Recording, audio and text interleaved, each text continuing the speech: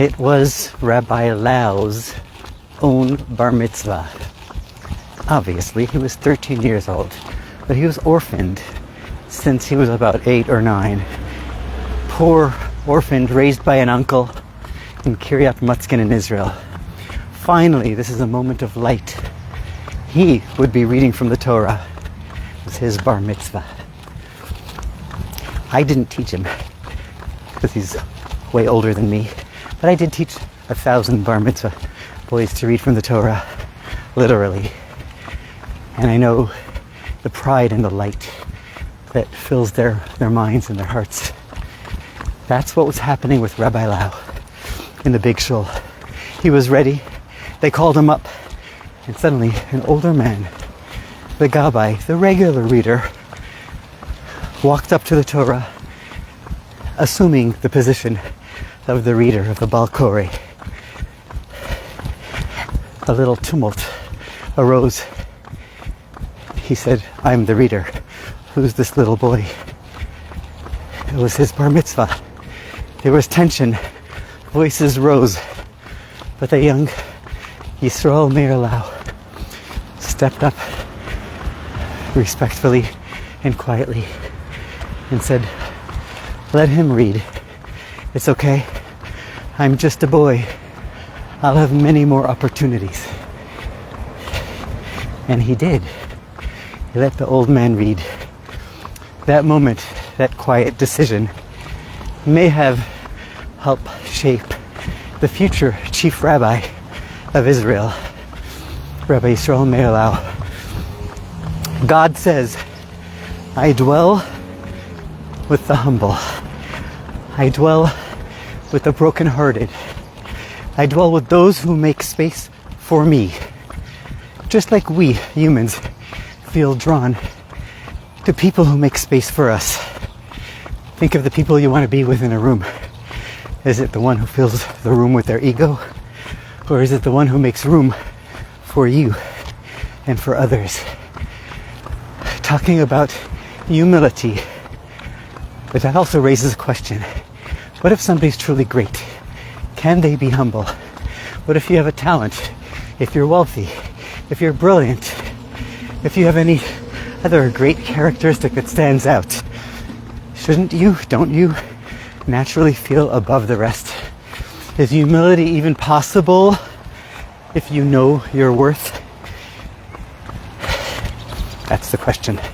And here comes the Jewish definition of humility.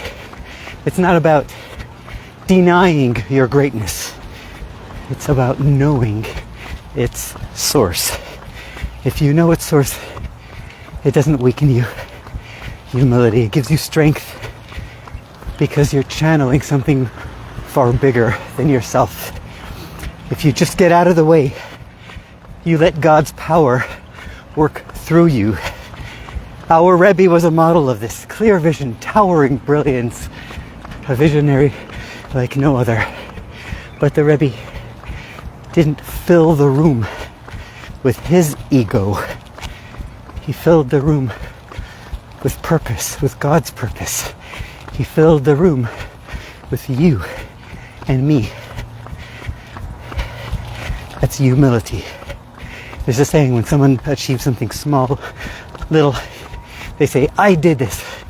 But when someone achieves something almost impossible, something enormous, something great, they look up and they say, "Thank God. That was God, that wasn't me." Humility comes from living with the awareness and consciousness that, and gratitude from the true source of the gifts that we have, from the talents and opportunities, the clarity, our achievements. Humility means I know where they come from. And it's not erasing oneself, rather it's anchoring oneself. There's a beautiful story told about the Sfas Emes. We're told from the Sfas Emes is the Ger Rebbe. Well, it was about the Sfas Emes. The Rebbe of Ger, when his grandfather, the Chidushei Harim, passed away, the Hasidim turned to this boy who was 19 years old and asked him to become their Rebbe. He was brilliant, sincere, and of a holy lineage. But he was 19 years old. Men in their 40s, 60s, and even 80s came to him and asked the Rebbe, with all due respect, how can we respect a teenager?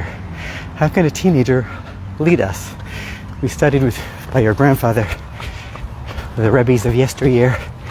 How can we take you, a 19-year-old, seriously? We can be your grandparents and parents. The young 19-year-old rabbi, the Sfas Emes, responded. He says, I'll tell you a story. It's a group of climbers, trained and experienced climbers, began the long and dangerous ascent to a high mountain, let's call it Everest. After many days of hardship, they came to the peak, and sitting there, they found a young boy playing. How'd you get here? They asked. It took us forever, with experience, with tools. It was an uncertain, treacherous journey. The child answered, I didn't climb. I was born here. I was born on the mountain. And with that, they understood that the young Rebbe wasn't claiming to be greater. He was acknowledging that he was placed and he had a greater responsibility, not necessarily a greater pride. And that's what makes Moshe Rabbeinu unique. It was exactly who he was. There was no prophet like him before or after. He climbed to the mountains, scared Pharaoh split the sea, and brought about the plagues. In this week's parsha, Beha'alotecha, his siblings, Miriam and Aaron, criticize Moshe for his personal choices. They speak about his marriage, about his private life, and more. The Torah doesn't describe the details of the tension, but they do say that there are some details that we know, that they criticized his relationship with his wife, and something about his children not being up to par, etc. What was Moshe's response? Moshe stays silent. He didn't defend himself. He didn't deflect. He didn't fight back. He didn't strike back. And the Torah breaks its usual tone to say something that it never said or says about anyone else. It says Moshe was the most humble of anyone on the face of the earth. Right then and there. Why? Because humility is the power of being under control at all times. That's what the Rebbe says, is humility is the strongest kind of strength. It's not about you thinking you're nothing. It's knowing you're something, but that something was given to you for a reason. God's gift to you, and now it's your responsibility. And the Baal Shem Tov says an interesting twist on this. He says, don't confuse humility, which is anava in Hebrew, with shiflus, which is like erasing oneself or surrendering oneself to the universe. Not to God, of course, because we do surrender to God. But don't confuse humility with self-erasure. If you think you don't matter, then you might stop believing that your Torah and mitzvos and your prayers change the world. You might stop believing that, but they do change the world. They reach the angels, they reach the heavens, and they shape the earth. So true humility isn't thinking less of yourself. Sorry for the noise. True humility is thinking of yourself less and knowing who sent you. God does not want you to disappear. He wants you to make space and let him in and let him shine. So the next time you feel overlooked, don't fight for the spotlight. Make space and let God light up the room. God bless you and me and all of us this beautiful day in Pepper Pike. It's Pepper Pike in Cleveland right here, right outside the Friendship Circle. My sister Esty and Yessi Morozov were on the Friendship Circle in Cleveland, and it's Today is their 60th, whoops, not 60th. Today's their 26th anniversary.